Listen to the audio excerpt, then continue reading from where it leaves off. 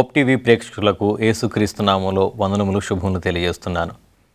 మనము ఈ సిరీస్ అంతట్లో కూడా స్నేహితులు, స్నేహ బంధాలు, అదేవిధంగా ఇతర మతస్థులతోని, ఇతరులతోని మనకు ఉండవలసిన సత్సంబంధాల గురించి, అదేవిధంగా చెడు స్నేహాలు, మంచి స్నేహాలు, వాటిలో నుంచి మనం ఎలా బయటపడాలి, వాటిని మనం ఎలా కాపాడుకోవాలి అంటున్న విషయాలన్నీ కూడా తెలుసుకుంటూ వచ్చాం. అయితే ఈరోజు ప్రత్యేకంగా అసలు ఎవరూ స్నేహితులు లేక ఒంటరితనాన్ని అనుభవిస్తున్న వారి గురించి మనం మాట్లాడుకోబోతున్నాం. అసలు ఒంటరితనం అనేది ఎందుకు వస్తుంది? ఎలాంటి పరిస్థితుల్లో ఎవరైనా సరే ఒంటరిని అని అనుకుంటారు? ఈ విషయాల గురించి మనం చర్చిద్దాం. మొదటిగా అసలు ఒంటరితనం ఎక్కడి నుంచి వస్తుందనంటే, మనం ఎవరినైనా బాగా నమ్మి, లేదా మన చుట్టూ ఉంటున్న వారందరూ కూడా, మనము బాగా ప్రేమించిన వారందరూ కూడా మనల్ని నిర్లక్ష్యం చేసినప్పుడు ముందుగా మనకి ఒంటరితనం అనేది వస్తుంది. ఈ ఒంటరితనం ఎంత భయంకరంగా ఉంటుందంటే, మన చుట్టూ 100 మంది ఉన్నా సరే మనకి ఎవరు లేరనే విధంగా మన మనసు మనల్ని ఎప్పటికీ కూడా బాధ పెడుతూనే ఉంటుంది.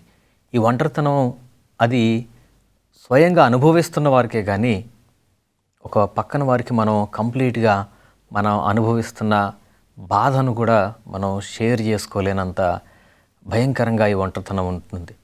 మనం చనిపోయినామా బ్రతుకున్నామా అనేది కూడా మనకి పెద్ద తేడా అనిపించదు.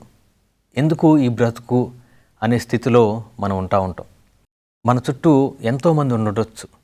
అది మన తోటి వాళ్ళు కావచ్చు, మన పిల్లలు కావచ్చు, మన కట్టుకున్న వాళ్ళు కావచ్చు, మన తల్లిదండ్రులు కావచ్చు. ఎవరు మన చుట్టూ ఉంటున్నా సరే అది ఇంకా మనకేమీ ఆదరణగా అనిపించదండి. ఈ ఒంటరితనము మనం చనిపోతున్నా సరే పెద్ద కష్టంగా అనిపించదు. మనం బ్రతకం మీద అసలు ఆశ లేకుండా బ్రతికేస్తూ ఉంటాం. చాలా భయంకరమైన స్థితి ఈ ఒంటరితనం. అందుకని చాలామంది చాలా సులువుగా తమ జీవితాన్ని చాలించేయాలనుకుంటూ ఉంటారు. చనిపోవడానికి భయం లేకుండా చనిపోతూ ఉంటారు. ఎందుకనంటే ఈ ఒంటరితనం అనే బాధను తట్టుకోలేక. కానీ బైబిల్ అయితే ఒంటరితనం గురించి, దాంట్లో నుంచి బయటపడే విధానం గురించి ఏమేమి మాట్లాడుతుందో బైబిల్ ద్వారా మనం ఈరోజు తెలుసుకుందామండి. మనం గమనించినప్పుడు మొదటి రాజులు 19వ అధ్యాయము 9 నుంచి 10 వచనాలు మనం చదువుకుందామండి. ఇక్కడ ఏలియా గురించిన విషయాలు మనం చూద్దాం. ఇక్కడ ఏలియా ఏం చెప్తున్నారంటే, అచ్చట ఉన్న చేరి బస చేశాను.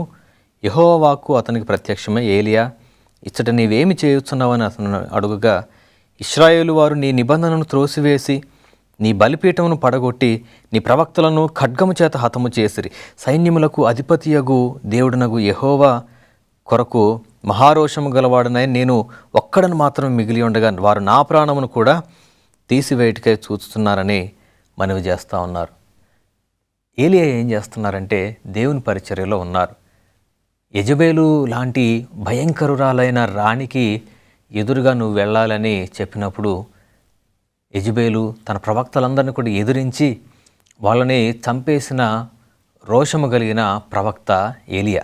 అయితే ఈ ఏలియా తోటి ఎవరున్నారు అని అంటే, తనతోటి ఉన్న సేవకుడిని కూడా ఒక దగ్గర వదిలేసి నువ్వు ఇక్కడ ఉండు అని ఏలియా యెజబేలు నుంచి తప్పించుకొని పారిపోవాల్సిన పరిస్థితి వచ్చింది.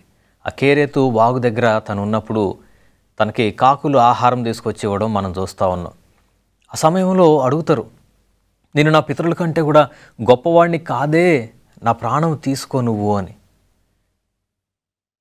మనము గమనించినప్పుడు ఈ ఒంటరితనంతో ఏలియా ఎంతో బాధపడుతూ, నేను ఒంటరిని, నేను ఒక్కడిని అని బాధపడుతూ ఏమంటున్నారు, నా ప్రాణాన్ని తీసేసుకో, ఇంకా నేను ఈ ఒంటరితనాన్ని భరించలేను, ఎందుకు నాకు ఈ శ్రమ అని బాధపడుతూ ఉన్నారు. తను చేసింది చాలా మంచి పని, దేవుని పరిచర్య, దేవుని సువార్తలను తను ఉన్నారు. కానీ ఒంటరితనము దేవుని దాసులను కూడా విడిచిపెట్టలేదు. ఈరోజు క్రైస్తవ సేవకులకు కూడా ఈ ఒంటరితనం అనేది ఎంతగానో వేధిస్తూ ఉన్న సమస్య. ఎందుకనంటే చెప్పమంటారా, పిల్లలతోటి కానీ కుటుంబంతో కానీ పూర్తి స్థాయిలో గడపలేకుండా బిజీగా అక్కడ ప్రార్థనలు, ఇక్కడ కూడికలు, ఇక్కడ మీటింగ్స్ అంటూ ఉరుకులు పరుగులు ట్రైనింగ్లో రకరకాల మళ్ళీ దానితో పాటుగా పిల్లల్ని కుటుంబాలను పోషించుకోవాలి. ఇంత చేసిన తర్వాత ఒక సేవకుడు తన కుటుంబానికి సమయం ఇవ్వలేకపోతూ ఉంటారు. దానివల్ల ఒక సమయం వచ్చేటప్పటికి పిల్లలు ఒక వయసుకు వచ్చేటప్పటికి తన భార్య తన పిల్లలు ఆ పాస్టర్ గారిని ఒంటరిగా వదిలేస్తూ తనని సరిగా పట్టించుకోని పరిస్థితులు, ఎందుకంటే గౌరవం లేని పరిస్థితులు కూడా, ఎందుకంటే చిన్నప్పటి నుంచి మా నాన్న నాతో లేరు అనే భావన పిల్లల్లో. నన్ను పెళ్లి చేసుకున్నారు కానీ నాతో కలిసి ఉన్నది లేదు నా భర్త, తను సేవకుడునని అటు ఇటు పరుగులతోని తన జీవితం అంతా అయిపోయింది, మా కుటుంబానికి తనేమి చేయలేదనే ఉద్దేశంలో తన భార్య, ఎవరు కూడా తనకు సహకారంగా లేనప్పుడు సేవకుడు, ఎంతోమంది సేవకులు ఈ ఒంటరితనాన్ని అనుభవిస్తూనే ఒంటరిగానే సువార్తను పరిచర్య చేస్తున్న సందర్భాలు ఉన్నాయి. అయితే ఇక్కడ ఏలియా లాంటి గొప్ప ప్రవక్త కూడా ఏం చెప్తున్నారంటే, అయ్యా ఇశ్రాయేలులో అందరూ చనిపోగా రోషము కలిగి మిగిలింది నేనొక్కడిని. కొందరేమో యెజబెలుకు భయపడి విగ్రహాలకు మొక్కుతూ ఉన్నారు, కొందరు ఎదురు తిరిగిన వారినేమో చంపేశారు, కానీ నేను మాత్రం మిగిలి ఉన్నా, నేను ఒంటరిని అని చెప్తా ఉంటే దేవుడు అక్కడ చెప్తారు మాట్లాడి, నువ్వు ఒంటరివి కాదు, ఇంకా చాలామంది అక్కడ ఉన్నారు అని చెప్పని మన ఏలియా గారికి ధైర్యం చెప్పడం మనం చూస్తూ ఉన్నాం. ఈరోజు ఈ ఒంటరితనం అనేది చాలా ముఖ్యమైన అంశం అండి. మనం బైబిల్లో ఇంకా మనం చూసినప్పుడు ఈ ఒంటరితనం ఎవరెవరు ఎదుర్కొన్నారు అన్నప్పుడు హెబ్రీయులకు రాసిన పత్రిక 4వ అధ్యాయం 15వ వచనం ఒకసారి చూద్దామండి. మన ప్రధాన యాజకుడు బలహీనతల యందు మనతో సహానుభవం లేనివాడు కాడు, సమస్త విషయంలోనూ మనవలే శోధింపబడినను ఆయన పాపము లేనివాడిగా ఉండెను అని యేసుక్రీస్తు గురించి కూడా రాయబడి ఉంది. యేసుక్రీస్తు ఒంటరిగానే గడపాల్సి వచ్చింది. ఆయన దినమంతా కూడా స్వస్థతలు కార్యాలు చేస్తూ సాయంత్రం అయ్యేటప్పుడు కూడా ఒంటరిగా దేవునితోటి ప్రార్థనలు గడుపుతూ ఆ కొండ మీద గడుపుతూ ఉన్నారు. నా కోసం కొంచెం సేపు అయినా మీరు మేల్కొని ఉండలేకపోయారా అంటున్నారు. ఆయన శిష్యులు కూడా నిద్రపోతున్నారు. యేసుక్రీస్తు ప్రార్థన చేసుకుని వచ్చే ఆ టైం వరకు శిష్యులు కూడా ఆయనతో లేరండి. ఆయన కూడా ఒక ఒంటరి వాడిగానే ఉన్నారు. సిలువలో ఎక్కుతున్నప్పుడు కూడా పక్కన ఆయన శిష్యులు ఎవరు లేరు, దూరం నుంచి చూస్తూ ఉన్నారు. యోహాన్ లాంటి వాళ్ళు ఎవరు కూడా దగ్గరికి వెళ్ళే ధైర్యం లేదు. ఆ సిలువతో పాటు అవసరమైతే మమ్మల్ని కూడా చంపండి అని ధైర్యంగా ముందుకు వెళ్ళిన వాళ్ళు లేరు. యేసుక్రీస్తు కూడా శ్రమలు అనుభవించారు, ఒంటరితనాన్ని ఆయన ఖచ్చితంగా అనుభవించారు. అందుకని తండ్రి నిశ్చితమైతే ఈ గిన్నెను నా నుండి తొలగింపు అని చెప్పని ప్రార్థన చేస్తూ ఉన్నారు. ఎంత భయంకరంగా ఉంటుందంటే ఈ ఒంటరితనం, ఒక మనిషి జీవోత్సవంలాగా బ్రతకాల్సి వస్తూ ఉంటుంది. నిజంగా చాలామంది ఇటువంటి స్టేజ్ అనుభవించిన వాళ్ళే అయి ఉండొచ్చు. మనం నమ్మిన వాళ్ళు బాగా నాతో ఎప్పటికీ ఉంటారు అని మనం నమ్ముకున్న వాళ్ళు మనల్ని అర్థంతరంగా విడిచిపెట్టిపోయినప్పుడు దాన్ని మించిన ఒంటరితనం ఇంకొకటి ఉండదండి. మనం బాగా నమ్మిన వాళ్ళు మనం మోసం చేసినప్పుడు, మన గుండె పగిలిపోయినప్పుడు ఇంకెవరి మీద నమ్మకం కలగదండి. ఇంకా మళ్ళీ అంతటి ప్రేమ ఇంకొకరి దగ్గర నుంచి మనం ఎక్స్పెక్ట్ చేయడానికి కూడా ధైర్యం సరిపోదు. ఒక వ్యక్తిని బాగా ప్రేమించి ఆయనకు దూరం అయిపోయినప్పుడు లేదా ఆమెకు దూరం అయిపోయినప్పుడు మళ్ళీ అటువంటి ప్రేమను ఇంకొకరిలో మనం కనుగొనడం అనేది సింప్లీ నాట్ పాసిబుల్. అసలు కానే కాదది. జీవితాంతం కూడా ఆ ఆలోచన, ఆ జ్ఞాపకాలు మనల్ని కలిచివేస్తూనే ఉంటాయి.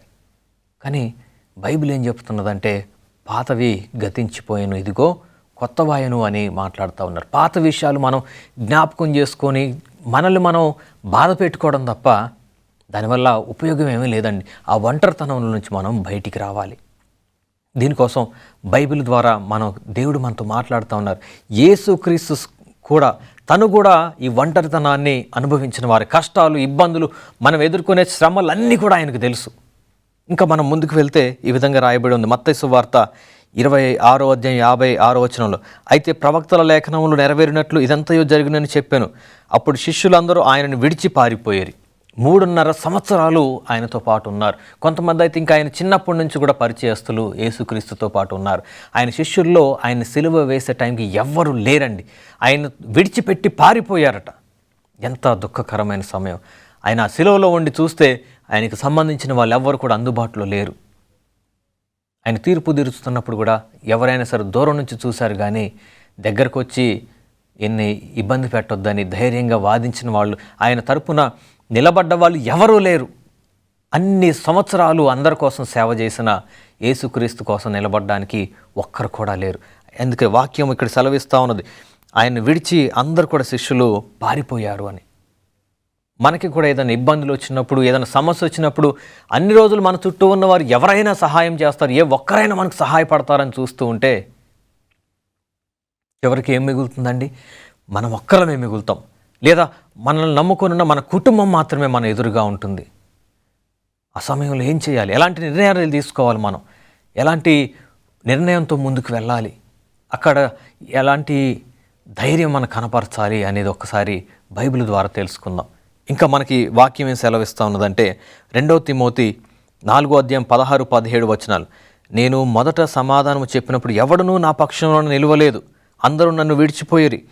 ఇది వారికి నేరముగా ఎంచబడుకుండునుగాక. అయితే నా ద్వారా సువార్త పూర్ణముగా ప్రకటింపబడు నిమిత్తము అన్యజనులందరూ దాన్ని విను నిమిత్తము ప్రభువు నా పక్కన నిలిచి నన్ను బలపరిచెను గనుక నేను సింహము నోట నుండి తప్పించబడితిని అని పౌలు గారు చెప్తా ఉన్నారు. పౌలు కూడా అదే సమస్యను ఎదుర్కొన్నారు. తన పైకి ఒక విమర్శ, తీర్పు వచ్చేటప్పటికి తన దగ్గర ఎవ్వరూ లేరండి. అందరూ కూడా విడిచిపెట్టి వెళ్ళిపోయారు. ఆయన సువార్త చేసిన వాళ్ళు కూడా ఆయన విడిచిపెట్టి వెళ్ళిపోయారు. మనము పౌలును ఒకసారి జ్ఞాపకం చేసుకోవాలి. నేను ఒకప్పుడు బాగా సహాయం చేశా కదా, వాళ్ళు ఈరోజు నాకు సహాయపడతారు కదా అనుకుంటే వాళ్ళు మన దగ్గర ఉండకపోవచ్చు, వాళ్ళు మన దగ్గర లేకుండా వెళ్ళిపోయిన పరిస్థితి ఉందేమో. కానీ దిగులు పడవద్దు. ఇక్కడ ఎవరు సహాయం చేశారంట? అన్యజనులందరూ దాన్ని విను నిమిత్తము ప్రభువు నా పక్కన నిలిచి నన్ను బలపరిచెను అని అంటున్నారు. దేవుడు మనల్ని బలపరచాలనుకున్నప్పుడు, సాక్షాత్తు ఆ దేవాది దేవుడు మనల్ని మన పక్క నుండి బలపరుస్తున్నప్పుడు ఇంకా మనకు భయం ఏంటండి? ఇది ఖచ్చితంగా మనం అందరం కూడా జ్ఞాపకం చేసుకోవాల్సిన విషయం. ప్రభువు మనల్ని బలపరచడానికి సిద్ధంగా ఉన్నారు. ఆయన మనల్ని బలపరచడానికి సిద్ధంగా ఉన్నారు. సింహాల నోటి నుండి మనల్ని విడిపించడానికి ఆయన సిద్ధంగా ఉన్నారు. దానియేలు ఒంటరితనాన్ని అనుభవించారు. తనకి ఒక మ్యారేజ్ లేదు, పిల్లలు లేరు, భార్య లేదు. తన జీవితం అంతా కూడా ఒక బానిసగా బ్రతికారు. అంత మాత్రం తన విశ్వాసాన్ని కోల్పోయారా? లేదండి. దానియేలు తన విశ్వాసాన్ని ఎప్పుడు కూడా కోల్పోలేదు. తను ఎప్పుడు కూడా ప్రతిరోజు క్రమం తప్పకుండా, రాజు వద్దన్నా, రాజు అంగీకరించకపోయినా సరే, తన అలవాటు చొప్పున, క్రమము చొప్పున ప్రార్థనను మాత్రం దావీదు విడిచిపెట్టలేదు. తను ఖచ్చితంగా ప్రార్థన చేస్తూనే ఉన్నారు. అందుకనే సింహాల బోనులో తనను వేసినా సరే దావీదు అక్కడ నుంచి కూడా ప్రాణాలతో క్షేమంగా బయటపడి ఒక సాక్ష్యముగా నిలబడ్డారు. ఈరోజు నీవు అనుభవిస్తున్న ఒంటరితనమే రాబోయే రోజుల్లో ఇతరులకు మోటివేట్ చేసే, ఇతరులను ప్రోత్సాహపరిచే, ఇతరులకు యేసుక్రీస్తును చూపించే బలమైన సాక్ష్యముగా ఉండునుగాక. మనము ఇంకా ముందుకు వెళ్దామండి. ఇక్కడ మనం చూసినప్పుడు మత్తయి సువార్త 28 వచనం చదువుతున్నాను. నేను మీకు ఏ ఏ సంగతులను ఆజ్ఞాపించుతునో వాటన్నిటినీ గైకొనవలననే వారికి బోధించుడి. ఇదిగో నేను యుగ సమాప్తి వరకు సదాకాలము మీతో కూడా ఉన్నాను అని వారితో చెప్తున్నారు. యేసుక్రీస్తుని నమ్ముకున్న శిష్యులు యేసుక్రీస్తు మరణం చూసి వాళ్ళు పారిపోయారు. కానీ వాళ్ళలో భయము పోగొట్టడానికి ఆయన మళ్ళీ తిరిగి లేచిన వెంటనే శిష్యుల దగ్గరికి వచ్చారు. శిష్యులను కలుస్తున్నారు. కలిసి వాళ్ళందరికీ కూడా 40 రోజులు వాళ్ళతో కలిసి ఉండి ఇంకా చెప్పాల్సిన విషయాలు, బోధించాల్సిన విషయాలు, నేర్పించాల్సిన చాలా వారికి నేర్పించిన తరువాత యేసుక్రీస్తు వెళ్ళిపోయే ముందు వాళ్ళకి ఈ విధంగా చెప్తున్నారు. ఇదిగో యుగ సమాప్తి వరకు కూడా సదాకాలము నేను మీతో కూడా ఉంటాను అంటున్నారు. ఏదో 1 రోజు 2 రోజులు కాదు, యుగ సమాప్తి వరకు కూడా ఉంటాను అని యేసుక్రీస్తు చెప్తున్నారు. అంటే ఎంత ఆదరణ కలిగిన మాట అండి.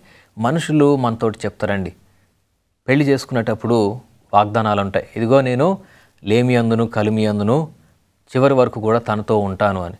కానీ చిన్న అనారోగ్యం వస్తే ఎంత చేదరించుకుంటారు, ఎంత విసుక్కుంటారు. అనారోగ్యంలో ఉన్నప్పుడు వారం రోజులు 10 రోజులు సేవ చేస్తే ఇంకా ఎందుకు నువ్వు బ్రతికుండటం, చచ్చిపో అనే తిడుతున్న వాళ్ళను కూడా మనం చూస్తున్నాం.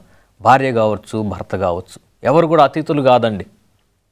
నేను ఇటు చేదరింపులకు గురవుతున్న స్త్రీలను చూశాను, పురుషులను కూడా చూశాను. అందుకనే చాలా ధైర్యంగా ఈ మాటలు చెప్పగలుగుతున్నా. మనసులో దుఃఖంతో ఈ మాటలు చెప్తా ఉన్నా. ఆ మంచం మీద ఉన్న వ్యక్తి నేను ఎందుకు బ్రతికుండటం, ఇంకా నేను చనిపోతే బాగుండు అని బాధపడుతూ బ్రతుకుతున్న వారిని నేను చూశాను. చాలా దగ్గర నుంచి వాళ్ళతో అనుబంధం కలిగి ఉన్నాను నేను. దేవుడైతే చెప్తా ఉన్నారు, యుగ సమాప్తి వరకు కూడా మీతో కూడా నేనున్నాను, ఎవరు మిమ్మల్ని విడిచిపెట్టినా నేను మిమ్మల్ని విడిచిపెట్టను అని చెప్తా ఉన్నారు. విడువక ఎడబాయక నేను నిన్ను ప్రేమించుతున్నానన్న దేవుని మాటలు మనం ఎప్పుడు కూడా మర్చిపోకూడదండి. ఇంకొక వాక్యం చూద్దాం మనం విశ్వాసంలో బలపడడం కోసం. సామెతలు 18:24, బహుమంది చెలికాండ్రు కలవాడు నష్టపడును, సహోదరుని కంటే ఎక్కువగాను హత్తియుండు స్నేహితుడు కలడు అనుంది. చాలామంది స్నేహితులు ఉన్నారు నాకు అనుకుంటా ఉంటారు. చాలామంది ఉన్నారు నాకేమి ఇబ్బంది లేదనుకుంటారు చాలామంది. కానీ సమయం వచ్చినప్పుడు, ఇబ్బందికరమైన పరిస్థితి వచ్చినప్పుడు పక్కన ఒక్కడు కూడా ఉండడు. ఒక్కడు కూడా ఉండడు. కానీ అలాంటి టైంలో కూడా ఎవరికైనా ఒక్క స్నేహితుడు పక్కన నిలబడి ఉంటే కనుక నీ కడుపులో అంటే నీ తల్లిదండ్రుల కడుపులో పుట్టిన సహోదరుడి కంటే కూడా నీ కష్ట సమయాల్లో నీ పక్కన నించున్న నీ యొక్క ఫ్రెండే గొప్పవాడండి. బైబిలే చెప్తుంది మాట. ఏమని? సహోదరుని కంటే ఎక్కువగా హత్తియుండు స్నేహితుడు కూడా ఒకళ్ళు నీకు ఉన్నారు అని వాగ్దానం చేస్తూ ఉన్నారు. నేనైతే నిజంగా చెప్పగలను, నా జీవితంలో కూడా అటువంటి స్నేహితులు కొద్దిమంది నాకున్నారు. బాగా చెప్పడానికైతే చాలామంది ఉన్నారు నాకు స్నేహితులు. చాలా అంటే చాలామంది. నా దగ్గర నేను బిజినెస్లు చేస్తూ వ్యాపారాలు చేస్తూ డబ్బులు బాగా సంపాదిస్తున్నప్పుడు ఇంకా ఎక్కువ మంది ఉన్నారు. కానీ నేను ఎప్పుడైతే బిజినెస్లో నష్టపోయి ఆ బిజినెస్లు వ్యాపారాలన్నీ కూడా విడిచిపెట్టి దేవుని వైపు ప్రార్థనల వైపు క్రమంగా నేను వస్తూ ఉన్నానో ఒక్కొక్కరు అందరూ కూడా నన్ను విడిచిపెట్టారు. ఒకానొక సమయంలో నేను ఒంటరిగా భావించి నేనున్న గదిలో నుంచి బయటికి రావడానికి కూడా నేను భయపడుతూ గడిపిన సమయాలు ఉన్నాయి. కానీ దేవుడు ఆ సమయంలో నన్ను బలపరిచారు. అందుకని నేను ధైర్యంగా 6 నెలలు పట్టింది నేను బయటికి రాగలగటానికి. 6 నెలల తర్వాత నేను నా గదిలో నుంచి బయటకు వచ్చినప్పుడు నాకంతా కూడా ఎవరిని చూస్తున్న భయం, ఒకలాంటి సిగ్గు, అవమానంగా భావిస్తూ నేను డబ్బులని నష్టపోయాను అనే ఆలోచన. కానీ దేవుడు వాటిల్లో నుంచి కూడా నన్ను బలపరిచారు. ఈరోజు నేను అనేకుల ముందు నించొని దేవుని గురించి సాక్ష్యం చెప్తున్నా అంటే నేను ఒక రోజున నేను అనుభవించిన నా కష్టమే ఈరోజు దేవుని కోసం సాక్ష్యంగా నేను వాడబడుతున్నా. నా సాక్ష్యాన్ని బట్టి దేవునికి మహిమ కలుగును గాక. దేవుడిచ్చిన ఈ సాక్ష్యాన్ని బట్టి నేను ఎంతగానో సంతోషిస్తున్నా. ఈ అనుభవాన్ని బట్టి నేను ఎంతగానో గొప్పగా ఫీల్ అవుతున్నా. నాకంటే ఇంకా ఎక్కువగా ఇబ్బంది పడుతున్న వారు కూడా ఉండొచ్చు. అప్పుల్లో, ఇబ్బందుల్లో కూరుకుపోయి, నష్టాల్లో, వ్యాపారాల్లో నష్టాలు వచ్చి, చదువుల్లో ఫెయిల్యూర్ ఎదుర్కొని ఇబ్బంది పడుతున్న ప్రియ సహోదరుడా, సహోదరి, మీరెవరైనా కావచ్చు, ఎక్కడుండి వింటున్నా సరే, ఈ మాటలు మీలో ధైర్యాన్ని నింపాలని నేను ఆశపడుతున్నాను. దేవుడు మీ పక్షాన ఉండటానికి సిద్ధంగా ఉన్నారు. యుగ సమాప్తి వరకు కూడా ఆయన నీతో కూడా ఉంటానని వాగ్దానం చేస్తున్నారు. నువ్వు ఒక్కడివి కాదు, నువ్వు ఒంటరివి కానే కాదు, దేవుడు నీ పక్కనే ఉన్నారు. ఇక్కడ వాక్యం ఇంకా ఏం మాట్లాడుతుందో తెలుసా? బర్నబా పౌలుకు మధ్యలో జరిగిన కాన్వర్జేషన్ చాలా గొప్పదండి. పౌలు అప్పటిదాకా క్రైస్తవులందరినీ కూడా చంపుతూ తిరుగుతున్న పౌలు సౌలుగా ఉన్నప్పుడు దమస్కు దారిలో అతను దేవుని ద్వారా దర్శనం చూసి తన కళ్ళు పోవడము, తర్వాత మళ్ళీ తనకి కళ్ళు రావడం అననీయ ప్రార్థన ద్వారా, ఇంకా తర్వాత తను సువార్త ప్రారంభం దినాల గురించి మనం చర్చిస్తూ ఉన్నాం. ఈ పౌలు నేను వెళ్ళి యేసుక్రీస్తు విశ్వాసుని, నేను యేసుక్రీస్తు కోసం సువార్త చేయడానికి వచ్చాను అని పౌలు చెబుతూ ఉంటే ఆయన్ని ఎవ్వరు కూడా నమ్మకపోగా మమ్మల్ని చంపడానికి వచ్చాడేమో, మనమే ఈయన్ని చంపుదామని అందరు కూడా ఆయన గురించి ప్లాన్ వేసుకుంటున్నారు. ఆ విషయం తెలిసి బర్నబా పౌలు దగ్గరకు వచ్చాడు. ఇక్కడ మనకి అపోస్తల కార్యములు 9వ అధ్యాయం 26-27 వచనాలు చూసినప్పుడు, అతడు యెరూషలేమునకు వచ్చి శిష్యులతో కలుసుకొనుటకు యత్నము చేసిన కానీ అతడు శిష్యుడని నమ్మక అందరూ అతనికి భయపడిరి.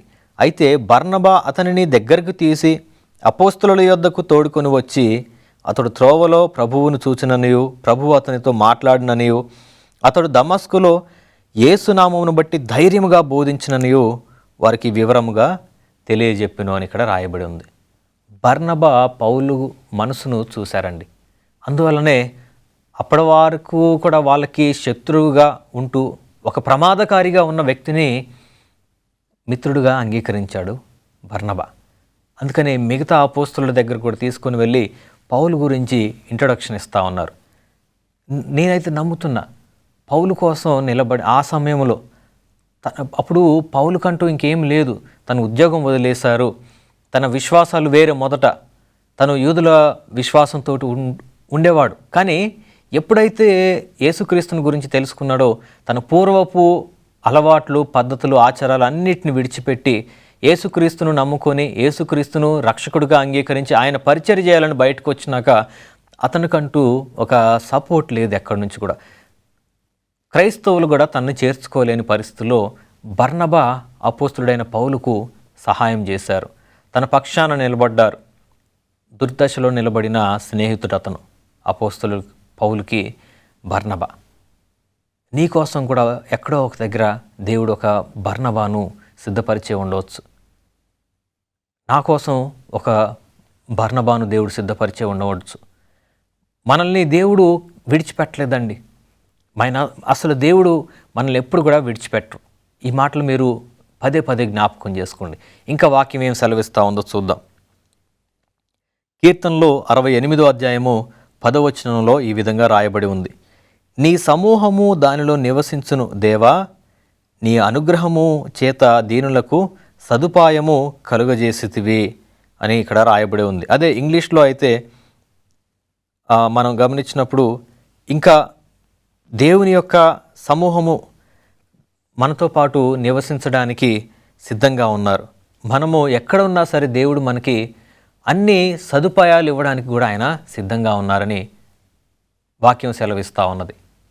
ఇంకా మనం చూసినప్పుడు యెషయా గ్రంథము 41వ అధ్యాయం 10వ వచనం మనం గమనిస్తే మన గతం మనల్ని వెంటాడుతూ ఉంటుంది. ఈ గతంలో జరిగిపోయిన విషయాలు మనల్ని ఎప్పటికి కూడా వేధిస్తూనే ఉంటాయి. కానీ వాటన్నిటి నుంచి కూడా విడుదల ఇవ్వడానికి యేసుక్రీస్తు సిద్ధంగా ఉన్నారు. యేసుక్రీస్తును ప్రేమించడం, యేసుక్రీస్తును స్నేహితుడిగా అంగీకరించడం నీ యొక్క ఉద్దేశమై ఉన్నట్లయితే ఆయన నిన్ను చేర్చుకోవడానికి సిద్ధంగా ఉన్నారు. ఇంకా మనం చివరికి వచ్చేసాము. కొన్ని నిమిషాల్లో నేను వాక్యాన్ని ముగించబోతా ఉన్నాను. ప్రతి ఒక్కరం కూడా ఏదో ఒక సమయంలో ఒంటరితనాన్ని అనుభవించిన వాళ్ళమే. కానీ ఒంటరితనంతో మనం చనిపోవాలంటే అవసరం లేనే లేదు. ఒంటరిగా ఉన్న ప్రతి ఒక్కరికి కూడా యేసుక్రీస్తు నేనే స్వయంగా తోడుగా ఉంటా అన్నారు. విరిగి నలిగిన వారికి ఇంకా ఎక్కువగా దగ్గరగా ఉంటా అంటున్నారు. ఇంకా మనం గమనించినప్పుడు ఆయన ఒక అడుగు ముందు వేసి, మనకంటే కూడా ఇంకొక అడుగు ముందేసి మరి నేను నీకు తోడుగా ఉంటాను, నీ స్నేహితుడిగా ఉండటానికి నేను సిద్ధంగా ఉన్నా అని చెప్తా ఉన్నారు. ప్రియ సహోదరుడ సహోదరి, యేసుక్రీస్తును నీ స్నేహితుడిగా, నీకు ఒక కష్టాల్లో నీ తోడుగా, ఒంటరితనంలో నీకు తోడుగా, ఆధారంగా చేసుకోవడానికి నువ్వు ఇష్టపడుతున్నావా? అయితే ఇప్పుడే ఒక్కసారి యేసుక్రీస్తుని ప్రార్థన చేయి. ఒక్కసారి ఆయన అడుగు, యేసయ్యా నాతో కూడా నీవు ఉండు, నా ఒంటరితనం నుంచి నాకు దూరం చెయ్యయ్యా అని నువ్వు అడిగితే ఆయన సిద్ధంగా ఉన్నారు నీ దగ్గరికి రావడం కోసం. దేవుడు మీకు తోడుగా ఉండను గాక.